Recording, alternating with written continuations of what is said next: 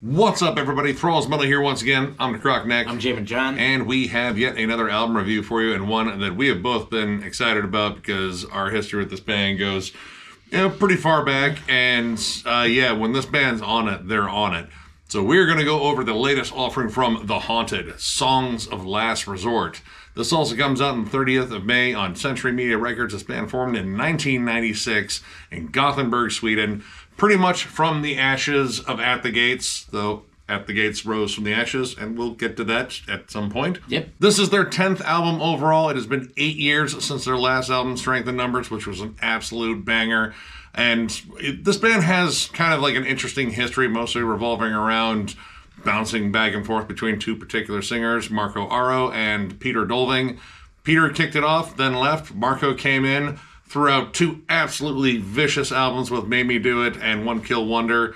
Then Peter Dolving came back, Revolver, and a slew of albums. Then there was this album called Unseen, which is unlistenable in my opinion. 2011 was a harsh year because that came out the same year as Morbid Angel's Aluminum Anus, and I really felt betrayed by some of my favorite bands. But then Marco came back with Exit Wounds, and all was pretty much right with the world again. Like, The Haunted were back to being their vicious blend of, I would say, like melodeath and thrash metal, death thrash, groove metal, whatever the hell you want to call them. The Haunted are just high octane, chuggy, riffy, vicious, and once again, that is on display here. Yeah, I got into this band with Made Me Do It and One Kill Wonder. I think I've listened to those records an unimaginable amount of times. I was a gigantic fan of those two albums when they came out. And then I kind of fell out of The Haunted. Now, granted, it was with Revolver, and Nick tells me I need to go back and give it another day in court. And perhaps that is the case, as, my music tastes have obviously broadened a lot and changed over the years. But when I first heard Revolver, it didn't sound to me like it was as intense as One Kill Wonder was. They changed the lead singer, and I hadn't heard The Haunted outside of Made Me Do It and One Kill Wonder. So when Dolvin came back, and I thought, this isn't quite what I'm used to, and so I just kind of pushed it by the wayside, and then I fell out of The Haunted for a long time. Marco and Dolving are distinctly different vocalists, and honestly, I'll just say it, like, when this band is just trying to go for their flat-out, heavy, vicious sound, Marco is the right guy to be fronting this band. Mm-hmm. And needless to say, I've been pretty excited about this one. I heard the first two singles, Warhead and In Fire Reborn, and, it sounded like The Haunted. And that's probably like the worst thing I could actually say about this album is it sounds exactly like what I expected it to sound like. But that is in no way a dig in this. This is like being a diehard Slayer fan and complaining that the Slayer album that you just listened to sounded too much like Slayer. Right. Who fucking complains about that? Right. To me, immediately, it sounded like The Haunted that I fell in love with. We were talking earlier about how it just kind of seems like seeing an old friend that you haven't seen in a long time, and like you were close, you were good buds, and you run into them, and it's like no time has passed. You just pick up where you left off, and that's pretty much what this sounds like now. Except your friend still likes to get in fights and flip tables at bars and is perpetually angry about something, but you and he are cool. The first three tracks on here are pretty much the pace setter for this. I actually just wrote as a little quotation for the first three tracks, "Get wrecked." Yeah. Because that's exactly what it is. Warhead, In Fire Reborn, and Death to the Crown are all supercharged barn burners. Yep. We're talking vicious, fast, thrashy riffs, pummeling drums. Marco pretty much revving the songs up as much as he can vocally, which, the dude just sounds monstrous on here. Like, he's always had, like, a good presence. I've always kind of, like, thought he had, like, kind of like a hardcore bite to his delivery. Yeah. He's just vicious sounding. The songs are high octane, they're explosive, but much like a lot of the Haunted's material, they know how to do this and inject melody and catchy hooks along the way. So while you're just getting absolutely throttled by these, there are seriously just catchy, memorable riffs across this entire album. I'm going to be honest with you, I don't think there's a bad song on this record at all. All of them are jam-packed with riffs, but really great riffs that stood out to me were in songs like To Bleed Out, Hell is Wasted on the Dead, Through the Fire, and Salvation Recalled. Those all have really great catchy riffs that, they just beat into your skull. Much like Salvation Recalled, you have no choice but to recall these riffs, and they're stuck in there. I have riffs right now right now stuck in my head from those songs in particular. And I still give a lot of credit to the band picking up one Ola England, which, I mean, if you are on YouTube and you're a gear person and like to watch guitars get tried out, namely solar guitars, Ola's your guy. But I believe this is the only band that Ola is actually a member of, and I didn't know anything about Ola until he joined this band, and then I saw, like, oh wow, this dude's got an awesome YouTube channel, and he's hilarious. Yes, he is. But his riff work and combination, Jensen too, who has been there forever, they're biting, they're snarling. He adds like such a ferocious punch to all these. And again, this band is being propelled by Adrian Erlandson on drums, who is drumming like a maniac on here. Like, you compare this to his work in At the Gates, and it almost sounds like two different drummers, because this is like his thrashier, more aggressive side, more galloped rhythms, more hefty, syncopated grooves. Like, he's really attacking the kit on here, and that fits with the vibe of this album, because everything is attack. Like, this album sounds like it is attacking you pretty much at all times. And I'll even say this might be one of their fastest paced albums outright. Like, compare this to like their entire discography. This is absolutely chock full of barn burners.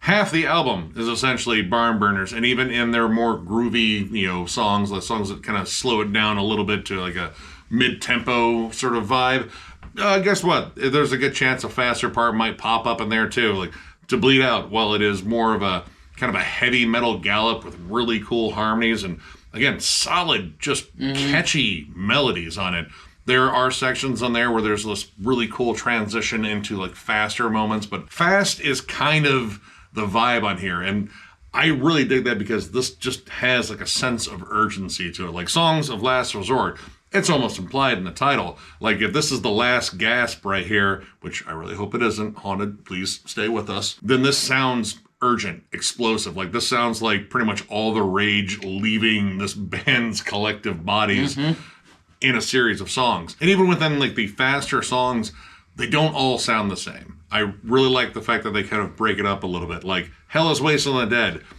not an ounce of like melodic anything in that. No. That song is a foot to the throat. It's got vicious Slayer energy. It doesn't waste any time with a lot of like, big catchy harmonized riffs. Even the lead on it is a little bit more vicious sounding. But then you compare it to a song like Salvation Recalled, there's notably more melody to it, though it still is a flat out barn burner with big syncopated chuggy riffs. It just has like a little bit more of that At the Gates, In Flames-y sort of like touch to it, where it kind of gives it like a little bit more of a melodic presence. It's in the chorus, and instead of being like a lead melody, they're just big open chord progressions. Just wow, wow, wow. And I think that drawn out chorus that they have, instead of having a more syncopated lead melody, actually, again, adds more to the song and gives it more character. And even when this band slows down, they're not losing momentum. In fact, like, momentum was a big thing on here, because this really doesn't lose very much at all, even in its slower songs, like Collateral Carnage. More of a mid-tempo bruiser with just some of the most gnarly riffs on the entire album. Kicks in with these isolated guitars, which oddly reminded me a little bit of System of a Down, like Pluck, namely. Yeah. And then gets into this just monstrously heavy groove. And one of the things that I love about this band, and in particular Marco's delivery, is he knows how to accentuate the riffs with his vocals in terms of like gradually getting more intense. His delivery, he'll start getting more rapid fire and more angsty sounding, and it kind of just adds like, I don't know, just like a little bit more energy to an already energetic song. This is like, instead of putting your foot on the gas, you just throw a cinder block on the accelerator. Like, yeah, no, that's good. Let it go right off that cliff. But that song also has like a little bit more in the way of like atmosphere and, kind of like some more dark, sinister melodies. Granted, Marco's growling his guts out. The whole vibe around it is just very, I don't know, creepy and sinister. And then, of course, because this is the Haunted, they just hit you in the face with a brick-sized breakdown towards the end. And while there aren't a tremendous amount of like big breakdowns on here, when they hit at the most appropriate moment. Like, Death to the Crown. Yeah. As soon as the chorus comes in, I mean, it's a very familiar chuggy pattern. Kind of sounds like DOA. It does. 100%. That's a favorite of mine. Mine too. And it just flat out works. It delivers a good punch. It still delivers a hook. It's still catchy in a way. And It's the haunted doing the haunted. There's a lot of nods to hardcore all over this record. And they're mostly in the breakdowns, too, because really what they're doing here is just taking something and half-timing it. And it usually comes at a moment where the intensity is already built up so much, and by the time you get to that breakdown, I mean, you're talking flipping tables, just punching people in the throat. There's at least one or two songs, namely Unbound, which is notably more punky. Opens up with a thrashy gallop, and then it's got kind of a crusty D beat to it, and it just, the overall vibe, even the melodies, it's just kind of got that kind of like fuck you attitude that punk has. Yeah, like hefty down picking, but it does something kind of interesting on that song when it comes down to melody, because you get big heavy metal like guitar harmonies. Like all of a sudden out of nowhere you get something that is, I wouldn't say like full on like Iron Maiden, but very much in the vein of that. And it's this kind of weird, like, kind of give and take with that, which I just thought was kind of fun on there. Like the song itself is just fun. There's something about crusty riffs and a deep beat that, well, inspires fun and probably people fucking losing their teeth in a mosh pit. Openly, in the beginning, I've always kind of compared this band to Slayer. There was a lot of that on Made Me Do It. There was a little bit less of it on One Kill Wonder, but still, nonetheless, I've always compared it to Slayer. And Labyrinth of Lies, I think, is pretty much spot on with the Slayer comparison, albeit slower. Slow Slayer. Yeah, you get dissonant harmonies, you get a lot of stomping, but I mean, this is pretty much the same fuck you that Slayer would deliver. Yeah, I called it South of Haunted. It's got that slow, like kind of moody vibe, like a Dead Skin Mask sort of, kind of vibe. Riff-wise, it's a little bit different too, with like these more crawling, like Slayer-ish harmonies on it. It's an interesting, kind of break from a lot of this, because again, a lot of this is very high octane, very fast paced. And it isn't until like a little bit more towards the end of the album you start to slow down a little bit. Like the band was kind of like running out of steam just to be like, dude, we've been playing like at Mach 10 for like most of this album. Let's just, kind of chill out. Because honestly, the only spot where they're not just going at breakneck speed in the first half of the album is to Bleed Out. And even that is still kind of fast. Like it's a good up-tempo gallop. It isn't until the end of the album where you start kind of like slowing down and get like, more of these like fat, slower grooves. And in a way, I could argue that it does lose maybe a little bit of steam there, because I feel like they kind of did pack a lot of the slower songs towards the end of the album. But every song had a riff.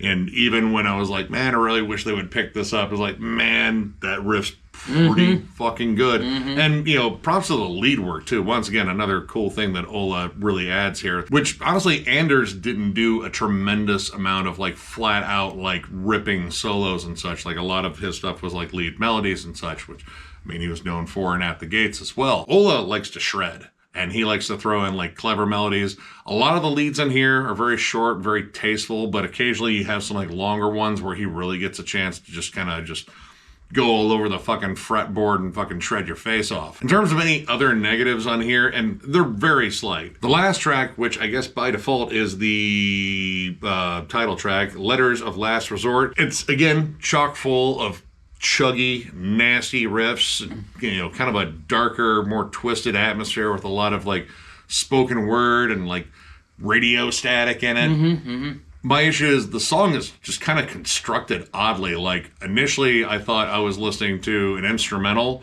and then I started listening, like, wait, is that Marco doing the spoken word or is that a sample? And then Marco comes in growling his guts out over some big old beefy chuggy riffs.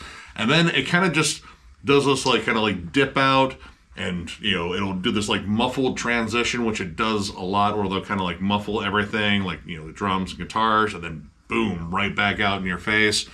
And I don't know, the song is just kind of odd, and it's almost kind of an echo of the short song Blood Clots, which we thought was going to be an instrumental, and I guess it technically isn't, because Marco growled once on it. Yes, that song is super heavy, though, man. It's just nasty. Some of the most nasty chugs on the whole record are on that little short instrumental. Yeah, the last track is kind of weird. It's a great tension builder. The problem I saw in that song was when it first comes out of what it opens with, because it opens with tribal drums. It's got a fade in on the riff. You get like a bass and drum sort of isolation thing going on, and it's really cool. And you can hear this riff start to slowly fade in, And when it comes in the first time, to me, it didn't hit as hard as I thought it was going to, based on the tension that's being built. Like, it just, I don't know, it didn't exactly do what I thought it was going to do. I thought it was going to be this big punch, this big, like, nasty chugger, and it wasn't. It kind of opened into something a little bit faster.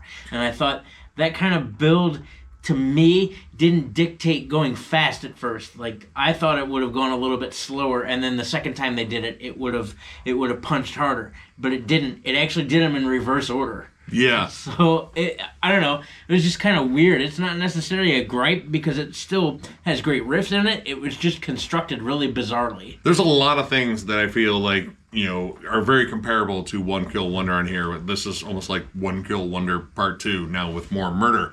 And it kind of works.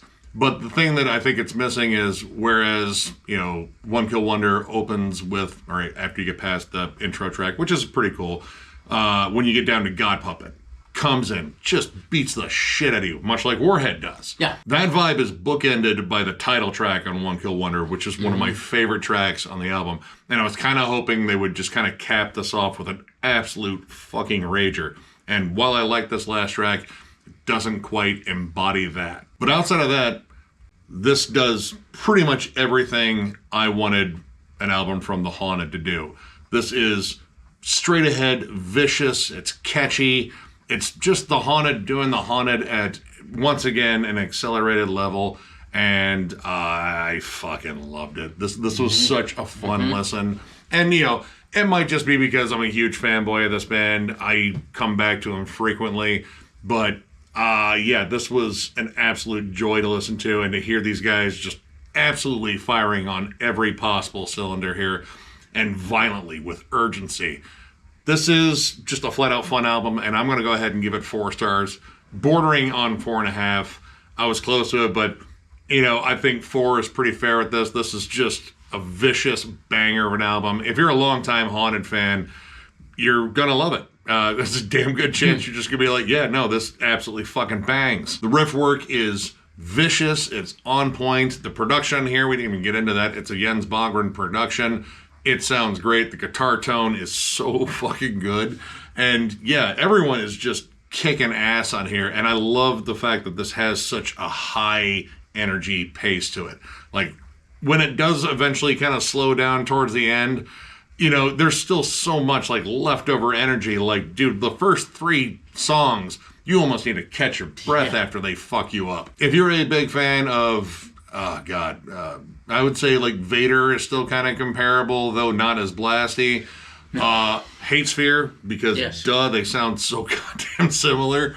And, there's still like At the Gatesy stuff in here. There's still stuff in here that occasionally sounds a little bit like Hypocrisy. But, I mean, if you just like high octane death thrash, check this album out. It fucking rules. So, unlike Nick, I'm not bordering on anything. I'm at a 4.5. I thought this record whooped ass. I said it in the very beginning, and I mean it still, this sounds like The Haunted that I fell in love with. Even the last track, even Letters of Last Resort being oddly constructed, there were still awesome riffs in it. It still chugs your face off, as does the rest of this record, dude. The songs are fun, very well-written hooks in these songs. The melodies are great, the harmonies are great, the leads are great. This really never loses momentum. Even when it slows down, it does not stop punching you square in the head. Yeah, the first 3 tracks are bruisers. If you're still standing after that 1, 2, 3 punch, well, congratulations. There's 9 more songs that are going to do the same thing to you, so you got that going for you. To me, this is Welcome Back the Haunted. I mean, you guys have been missed anyway, but this sound in particular for you guys, I think, is, in my opinion, top-notch material. So if you're a big fan of The Haunted, you're going to really love this. If you're a big fan of the other bands that Nick mentioned, mainly At the Gates, there's definitely Slayer vibes going on here. There's some Carcass vibes. I think there's some Undeath vibes. If you're a big fan of any of that stuff, you're going to really love this. But Welcome Back the Haunted, guys. Fucking great job. So, if you enjoyed this review, give it a thumbs up. And if you are new to the channel, subscribe, because we do stuff like this all the time.